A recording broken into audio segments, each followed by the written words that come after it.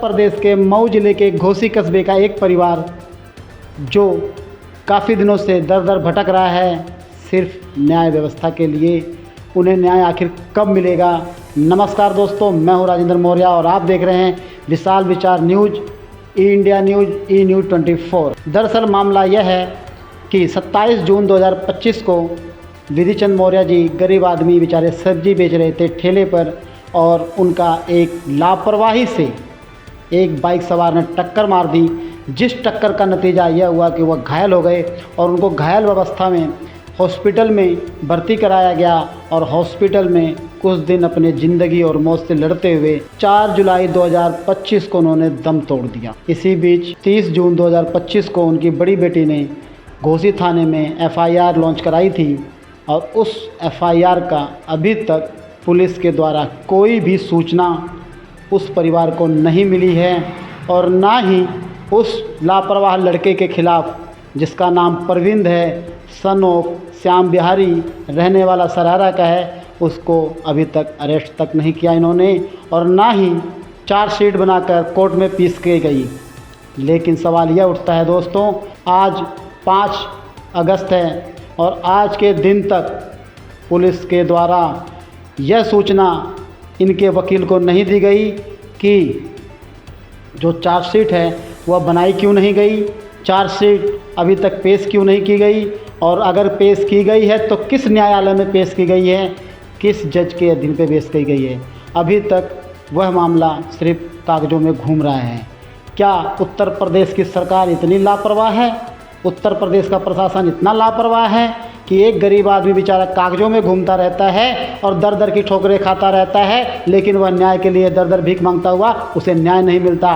क्या कारण है, हमारा सवाल यही रहेगा आज का। और अभी हम जानते हैं इनके वकील से, आइए मिलते हैं इनके वकील सौरभ मनी जी से।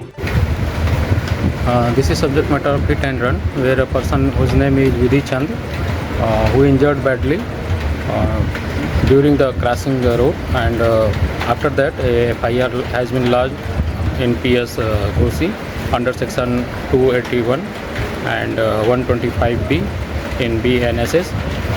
During the treatment, injured person whose name is Vidhi Chand, lot of injury and lot of damages found in his body, and he also refer another hospital from local hospital to BHU, and after that he passed away.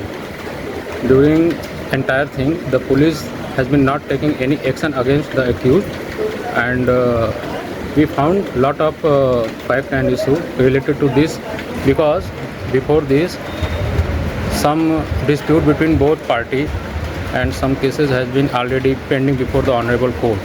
So entire thing is show that it is pre-planned, may be possible that it is pre-planned murder.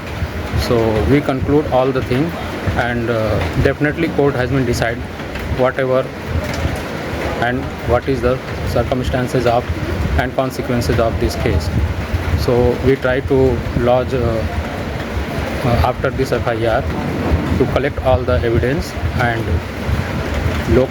honorable CJM court call the status report. During this, another case has been filed by the Srimati Bindu Maurya. She is daughter of Vidhi Chand for claiming the MS.